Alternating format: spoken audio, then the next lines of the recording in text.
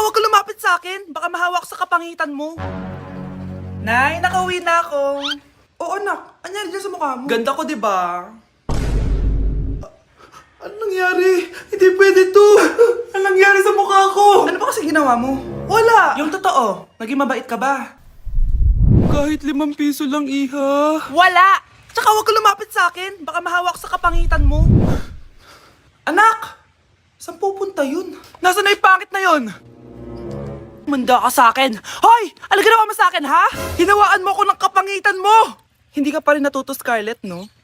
Ha?